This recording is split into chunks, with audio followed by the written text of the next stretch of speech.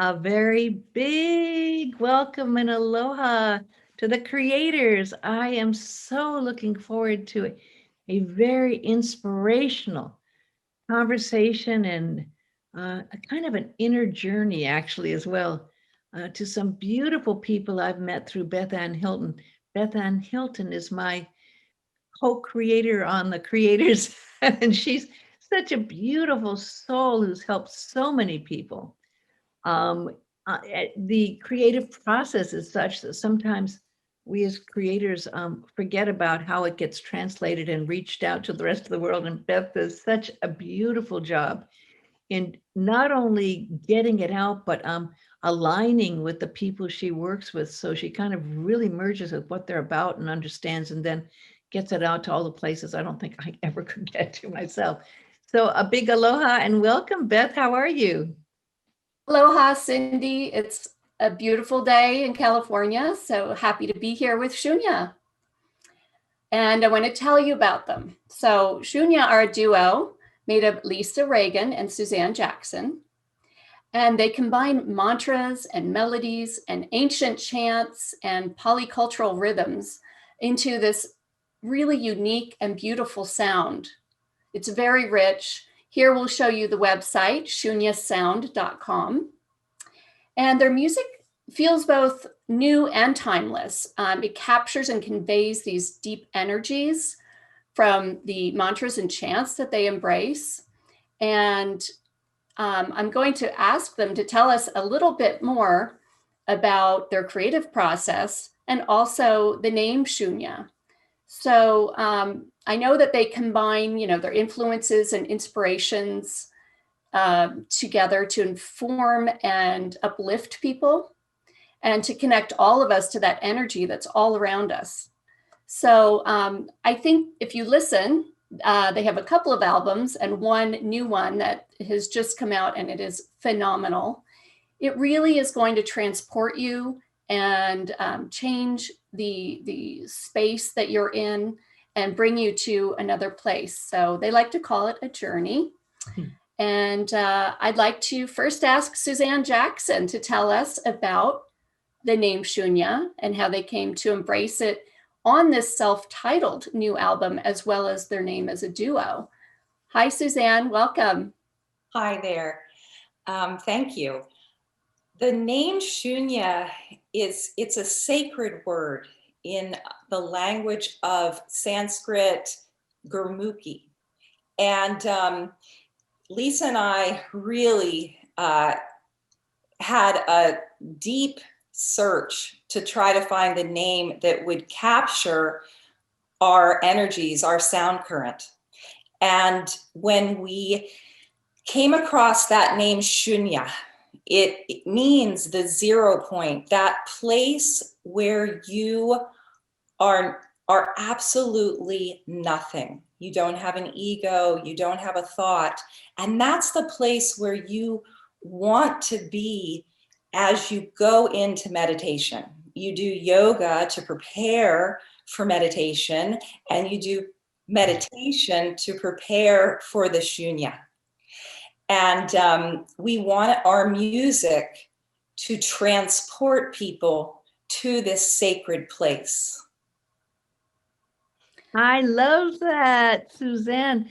I've been meditating every day of my life since I've been 13, and I have never heard that word before. So I get so excited when I learn new things. And that's you, in that word, you captured that magic, wonderful place that is that center. You get to a meditation. I'm so glad that you're able to bring that word and act that word with your music. And that's it's a beautiful, beautiful intention and goal that I get you. And but sometimes our goal in meditation and bringing it into the outer world can be challenging, to say the least. That's why I like meditation. I think yoga kind of helps, but obviously your music does too. And how do you how do you encapsulate that perfect energy of shunya in your music? Well, that we feel comes from beyond, from that place that you can't touch. Lisa and I have been friends for 32 years. And we have journeyed together at grad school at the University of Maryland in opera performance, gone to the stage of the Kennedy Center for 20 years together as resident artists with the Washington National Opera, and then began studying yoga individually, but then we joined together, and then we added chant practice to our yoga practice together. And that's where we found that magic place that can transport you to the Shunya. And there's, Shunya, there's many words in different languages, like in Buddhism, it's shunyata.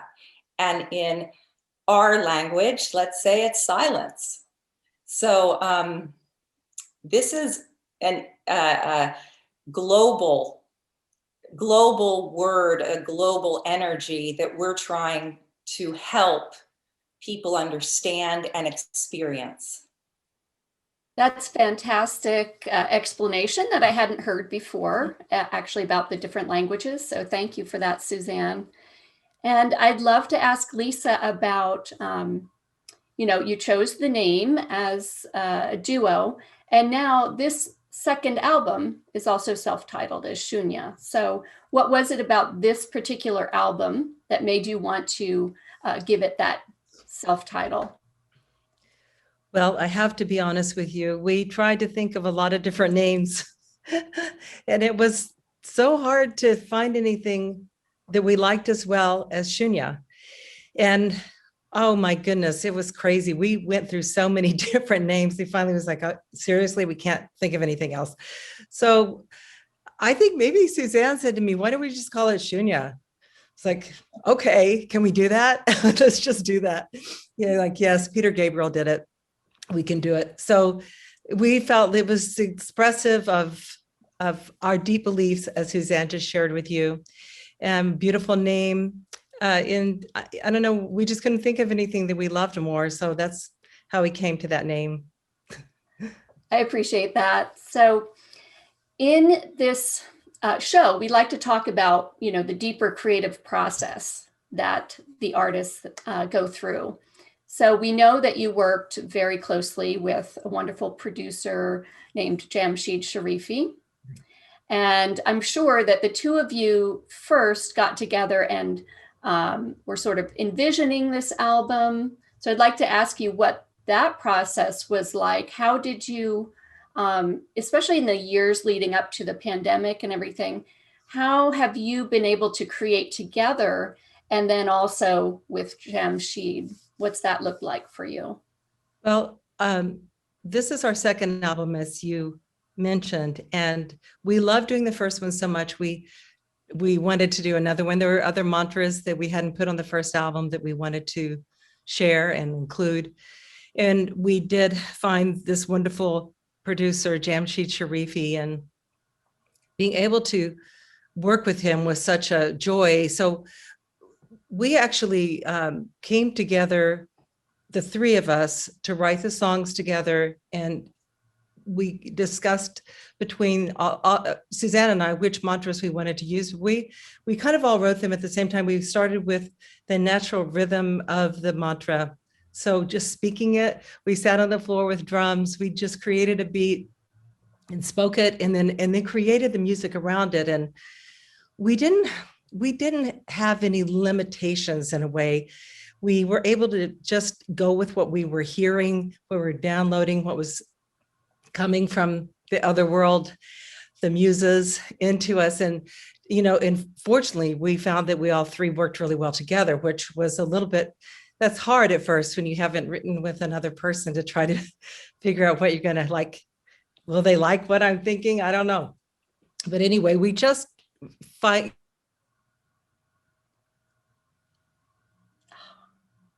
So we just kind of worked together.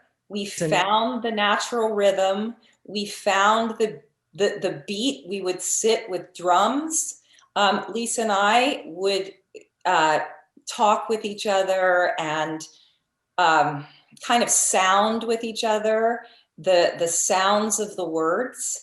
And like we were saying, the other world, like we are artists. We are bringing in the muses. And the writing process was really a beautiful process. And our other producer, Thomas Barkey, it was a totally different experience with the first album. So we were just really grateful to work with Jamshid and feel he has musicians from all over the world that he works with. So he brought in just these instruments that we hadn't even heard of to our process. So it was actually thrilling to create the beat, to create the sound, and then to have the music come in, and then to have these incredible old ancient instruments to accompany. Were you doing that all in the studio, or were you creating it first in like a meditative place in someone's home, or where? I mean, because the studio is such a place. Sometimes it can be, here you are, and there's a different energy that goes in. Were you able to capture that energy so beautifully you described in the studio, or were you doing this first in just kind of a meditative place in a temple or your home? Okay, I'm back. Yay. I don't know what happened. We actually, Suzanne and I did a lot of creating in our houses. I mean, we got together in Virginia and created some of the songs that we put on the first album, Ascend. But when we worked with Jamshid, we were all together in his studio in New York. And, we would create some on our own and then bring it to Jamshid and say, what do you think? And that kind of thing. So it was in several different places, right, Suzanne? Yes. Yeah. So my question for you is, when you went and got together, the three of you, did you embrace the power of stillness to kind of get yourselves into that mindset, and before you began? I mean, was your producer open to that as well? And, sometimes people are, and sometimes they're not, in the music business, you meet all kinds. So did you actually employ meditation or stillness to get there to begin?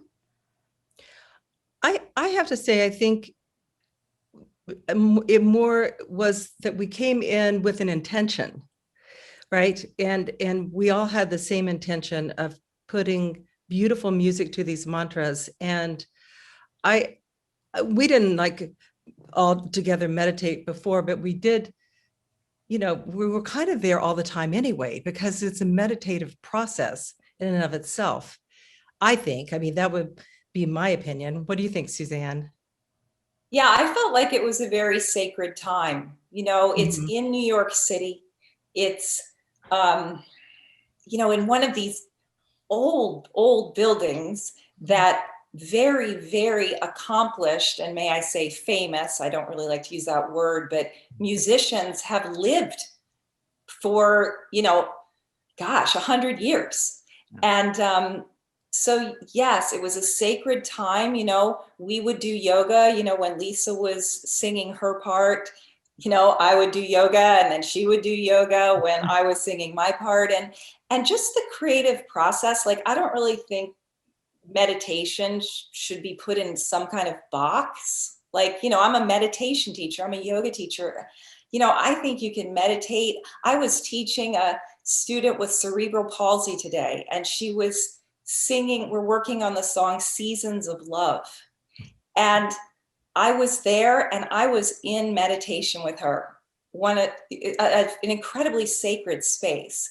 So I guess I want to say that it was a sacred space with Lisa, Jamshid, and I, without actually sitting, holding hands and singing, Kumbaya before we started. That's exactly what I thought. And that's what I was trying to say. Did not sing Kumbaya. I was thinking Kumbaya. Well, you have these instruments that you'd never known before. So I guess you didn't play them. Did your producer bring in all these different players to play these instruments? Because that's a fascinating journey when you have instruments that you've never worked with before and sounds you've never worked with blended. And I guess a world kind of sound. Would you define it? And I hate definition, but would you define it as a world sound? I would say yes, for sure. It's a world sound. And how we created it was we got the songs to a certain place with Jamshed. Then he would bring in these different musicians to play over the tracks that we had created. Then he would send that to us for us to listen to. And that process just kept going. And it was a long process. So then finally when we did our final vocals, we were hearing all the different sounds, all those ancient Persian, Iranian, beautiful instruments, the textures, the colors, and that of course influenced our final vocals for sure. So I have another question, and then I'll let Beth that go. When you're doing something like this, we've changed our world now as far as performances versus what we're doing here, like on Zoom and virtually. But when you were, and you probably will eventually, who knows when, would you take this out on tour with the instrumentation that's there, or would you just, at this point, pretty much stay virtual with it? Answer that, Lisa? Oh, sure. I will answer that if you want. I definitely we very much want to go perform with these fantastic instruments and musicians. That's what we want and intend to do. Go ahead, Suzanne.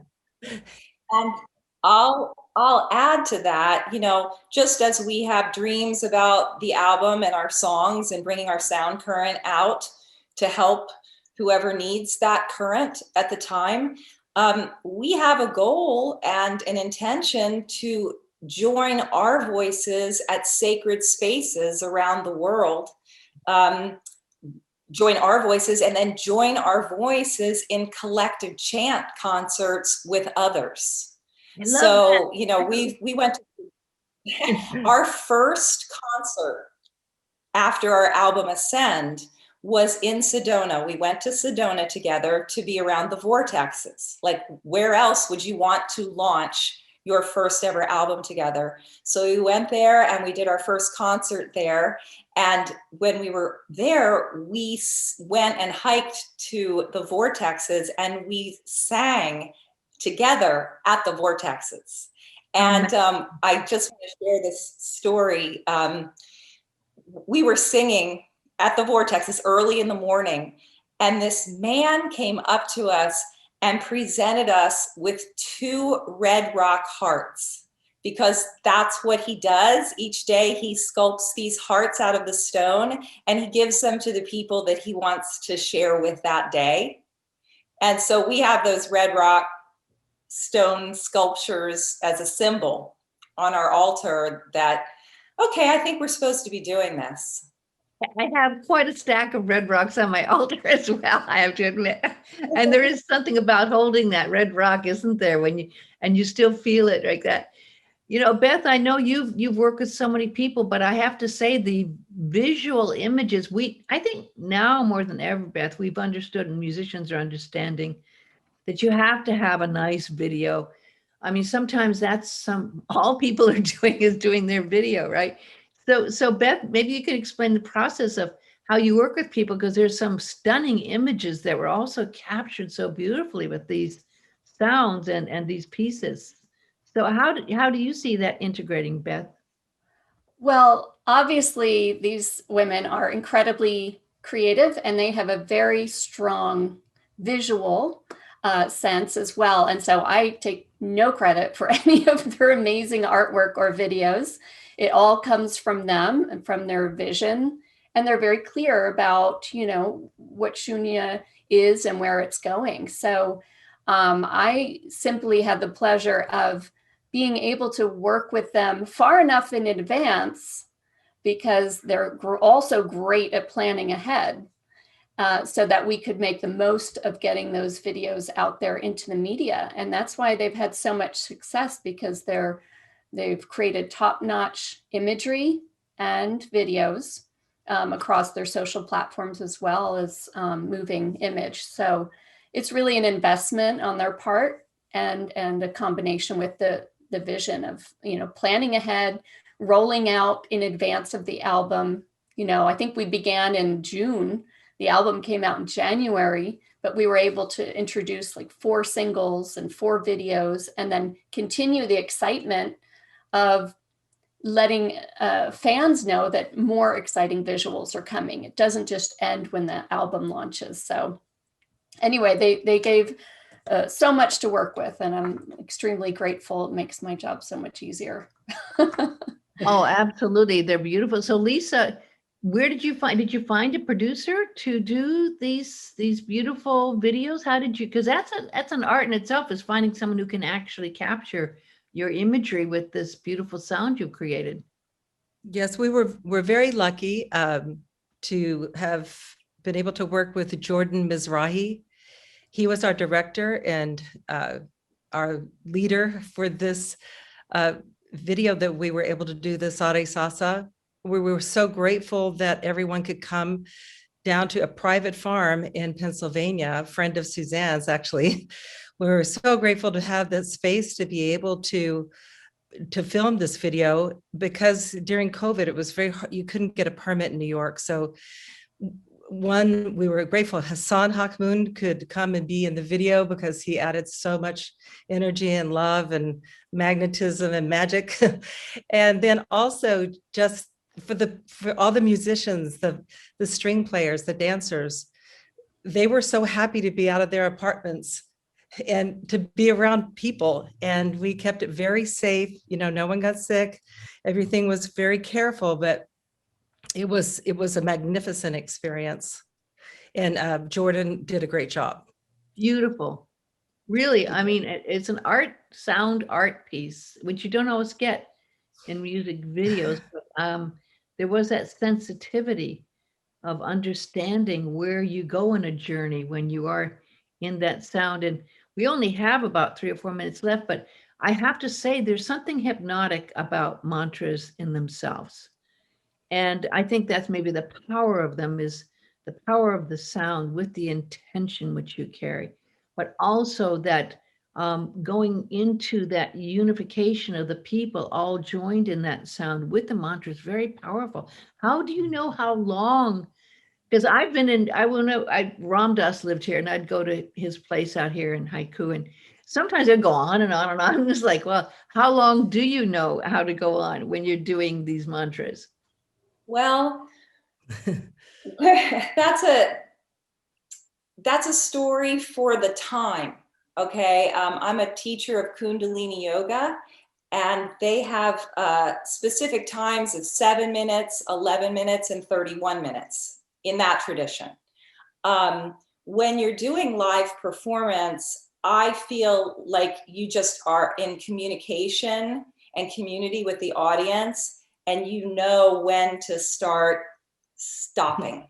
You know when to bring it down. I also I've done drum circles for years, about 20 years. I would a dancer in drum circles and drumming, and you feel it. It's like, Lisa and I are both teachers. There's an intuition to teaching and what you're going to teach and where you're going to go. That's the same with chanting mantra. And I also want to add, in addition to the chanting, each of our songs, quote unquote, have mudras, hand motions, body motions that go with them. So we will be taking that teaching to our concert tour and teaching people the mudras along with the mantras. Yes, I found that a lot of fun, Suzanne, to explore on the website, which again is shuniasound.com. And on social media, most of your handles are Shunia Sound as well. Facebook, Instagram, I think just Twitter is Shunia Music. But it's really fun to learn, and a little bit challenging, too, in a fun way, to learn the mudras along with the mantra and the chant. So I encourage people to check that out. That's laid out on the website too, but I know you'll be having a lot more live and probably online performances until we get to this point where your vision can be realized to be out there traveling and doing festivals and getting together in person, maybe workshops as well. But But online, I think what's happening this weekend, there's a really great in-depth interview with one of the best radio shows in the country, if not the world, echoes.org, and that's running this weekend. And then Suzanne, I think you're going to be live at LA Yoga Magazine on Instagram on Monday morning, doing a Monday meditation for them. Yes, I will be doing that. And, I've planned a meditation from the Kundalini tradition, Kirtan Kriya, which Shunia has a song or mantra song on our album that is just that. We wrote that to go along with this specific meditation where the mudra is bringing your fingers together, saying sa, ta, na, ma. And that means birth, life, death, rebirth. So it's a full circle meditation. And I just wanted to bring that out, in any way I can, and bring our music in with that as well. Beautiful. I'm so glad So you're doing that. LA Really, Yoga, and that's 12 noon Eastern time, right? Correct. And LA Yoga Magazine is the handle for Instagram. well, I have been so inspired by what you're doing, and it's so enlightened. I don't know another word except enlightened, because as you know, yoga is also positions that put you in that mindset of different states of consciousness. The mudras also do that. Your sound takes you there. And to be able to see you beautiful beings bringing all of this wisdom and energy and light and teachings to your music in a way that lifts so many people is truly a gift. I'm really impressed. So all I can say is namaste for your work. It's absolutely beautiful. Namaste. Thank you. Namaste. Yes, thank you so much. We're so grateful and happy to share. We want to share it with the world. Thank you, Beth. It's always a pleasure to see you too, Beth. And we'll be doing more the creators and more creative works together soon. So big bow of gratitude, Beth, for the work that you do. And I'm so glad that you brought the wisdom of these and beauty and the magic of these two wonderful women, Shunia, today here to the creators. So until next time, Beth, I just wanted to say thank you. Thank you, Cindy. And thank you so much, Shunia, Lisa, Suzanne. It's always a pleasure. Thank you. Thank you. Aloha. Aloha. Aloha.